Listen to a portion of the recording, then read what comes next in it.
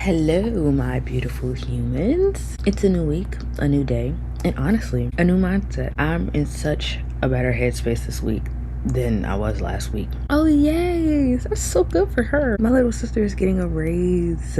My little sister is getting a motherfucking raise. Oh my goodness, I'm recording a freaking podcast episode. I'm just in a better headspace than I was last week. Last week was a lot for me mentally, emotionally, just everything And the reason I'm saying last week is because I'm recording this episode in the same week that I'm recording the episode that I previously put out. I'm just pre-recording it for next week. Anyway, yes, but I'm here, I'm showing up, I'm recording, and you're listening. And after recording last week's episode, I realized something. It's one thing to say the only thing stopping you is you, but it's another thing to actually ask, okay, so how am I stopping myself? Because once you realize that, now you can fix it. And that's what we're talking about today. We're talking about setting boundaries with yourself, following through, and why you don't trust yourself as much as you think you do. Before we get into the episode, I hope you're having a great day, week, month, year. Take it away, Samara.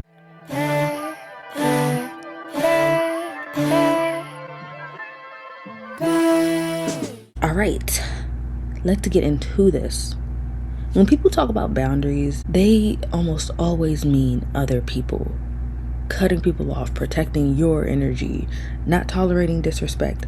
And yes, that matters. That matters so much. Like, don't ever downplay that because it matters. But if you're being honest, you can set all the boundaries you want with other people and still feel stuck. Because the one boundary that actually changes your life is the one you set with yourself. Oh my God. Let her cook. Just kidding. So what does that even mean? Because I have found myself asking that question when I listen to self-help podcasts and read self-help books and watch self-help YouTube videos. I found myself asking, what does that even mean? I'm gonna tell you what it means. It means setting boundaries with yourself isn't complicated. It's not some deep, complex concept. It's literally just you do what you say when you say you're gonna do it. And that's it. I know that sounds simple, but it's not. It's not that easy because we neglect ourselves all the time. I'll say I'll do it later. I'll do it tomorrow. I'm tired. I don't feel like it. I had a long day. And again, some of those things are valid. You are tired sometimes. Life is a lot sometimes. But if every time something feels uncomfortable, you push it back, you're not resting, you're just avoiding. And I had to sit with that, like really sit with it, because I realized I wasn't as disciplined as I thought I was. And this is where it gets deeper. A lot of people say you just need to be more confident, but confidence doesn't come from thinking, it comes from trusting yourself. And how do you build self-trust? How do you build self-trust? By keeping the word to yourself. It's that simple. Oh my goodness, it's that simple. Just keeping the word to yourself. Every time you say, I'm going to do this, and you don't do it, you're breaking trust with yourself. Every time you push something off that you know is important, you break trust with yourself. Every time you choose comfort over discipline, you break trust. And then we sit there and wonder, why don't I feel like I have control over my life? Why do I feel inconsistent? Why do I start things and not finish them?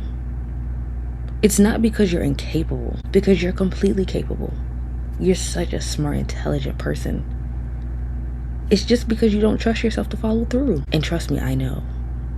I'm there. I'm learning as I'm going, which is why I'm making this podcast episode. And yeah, I started to notice it in my own life. Not in big dramatic ways, but in regular everyday moments. And by regular everyday moments, I mean small boundaries that change things. For example, getting up when I say I will. There were mornings where I did not feel like getting up, like genuinely. I was tired. I didn't want to move. I wanted to stay in bed.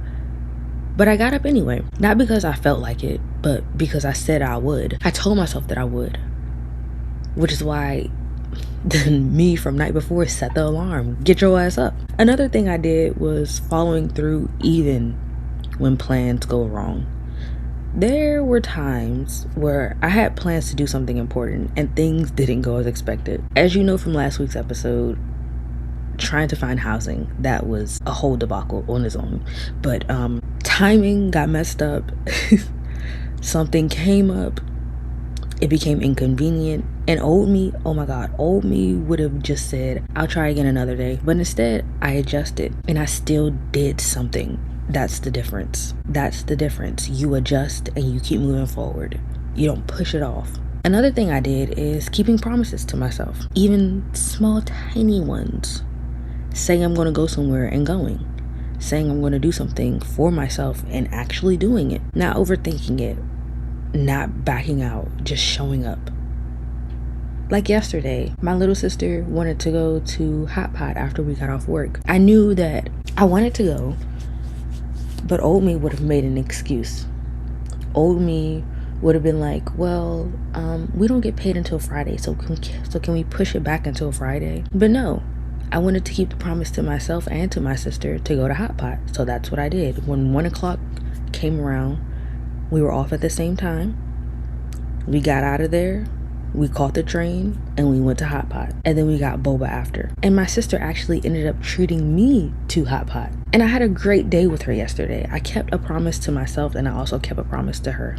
Even something small like that. Another thing that I did is I set mental boundaries. This one is big. Catching myself overthinking and stopping it. Literally asking myself, is this going to matter later? And if the answer is no, let it go. Just move on. I have this bad habit of overthinking a situation that I'm in, or overthinking a conversation that I had earlier in the day. Even if it's with a stranger on the street, I have this habit of overthinking the whole conversation and thinking like, did that person think I was weird? Was my body language odd? Was I making weird facial expressions? Or what if they took that the wrong way? I used to overthink conversations with my coworkers a lot. And then I realized, like, you're spiraling about this conversation and they're probably not even thinking about it. And if they are, and they did think that you were weird or that you were doing a lot, I put up quotes, and they thought that you were doing a lot, so what? Are you thinking about conversations you had with your old coworkers back at Starbucks 6 years ago, 7 years ago? No. You barely even remember those people's names. So why are you spiraling about a conversation that's happening today? Is this going to matter later? No. So let it go. And the last thing that I started doing is setting emotional boundaries. Not letting one bad moment ruin my entire day. Oh my God, I'm notorious for that. I will let one thing ruin my day. But things will go wrong. Things will go wrong. People will irritate you. Life will happen. But sitting in it for hours, that's a choice. I was listening to this podcast a few years ago, and a woman explained that you only feel strong emotions for about 30 seconds. And after those 30 seconds, the next 30 seconds, your brain either decides to hold on to those feelings or to just let them go. And it's up to you to let that emotion go, or you're going to just feel it for the entire day. Do you want to feel irritated for an entire day because someone at your job irritated you or annoyed you for 30 seconds? Are you going to let that ruin your entire day? Or are you just going to let it go and continue to have a great day? Anyway, I keep going off on these tangents. I want to talk about an important distinction between rest and avoidance. And let me say this clearly, because this is important. There is a difference between I need rest and I'm avoiding something I need to do. You know the difference. You feel it.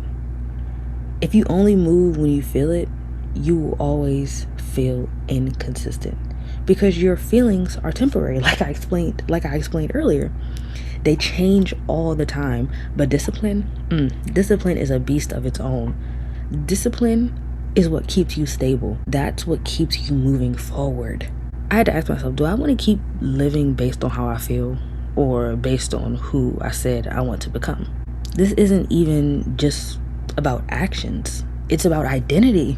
Who are you trying to be? Are you someone who follows through? Or are you someone who constantly says, I'll do it later. I only said it like that because that's how I sound in my head when I say I'm going to do it later. Here's what I want you to really think about. Not quickly, not surface level, but dig down deep. Really think. Where are you not keeping your word to yourself? In what aspect of your life are you not keeping your word to yourself? Is it in your routine? Is it in your goals? Is it something small that you keep brushing off? Because those small things, they matter.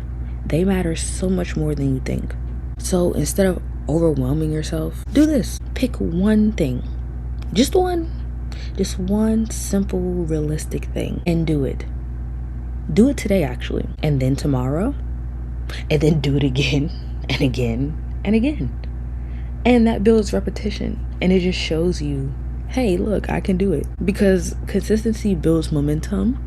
And momentum builds confidence. And confidence builds trust. I actually have a sticky note right there that says the same exact thing that I wrote 3 years ago. And I haven't read that sticky note in years, which is weird that I wrote this down in the podcast episode. And once that trust is built, before you know it, you're not the same person anymore. You're not stuck anymore. You're not second guessing yourself anymore. You're not consistently restarting anymore. Because now, guess what? You trust yourself. Start acting like your word means something, even when no one is watching, especially then. Because your true self is who you are when no one is watching. So what are you doing behind closed doors? What are you doing when no one is around? I hope you're setting self-boundaries and following through, because that's what I'm definitely trying to do. But anyway, all right. Thank you for listening. I feel like last week I was just trauma dumping, and I'm sorry. I was just having a really bad week. Again, thank you for listening, you beautiful human. I hope you're having a great day so far. I hope you continue to have a great day, great week, great month, great year. And I will talk to you in the next episode. If you want to discuss, if you want to discuss anything, reach out to me on Instagram, because my Instagram is linked below in the description. Maybe we can talk, because I love to talk. Anyway, also if you have any suggestions on topics that you would like to listen to, just let me know. You can still let me know on Instagram. You can leave a comment if you're on Spotify. Let's chat. All right, enough of me yapping. Take it away, Samara.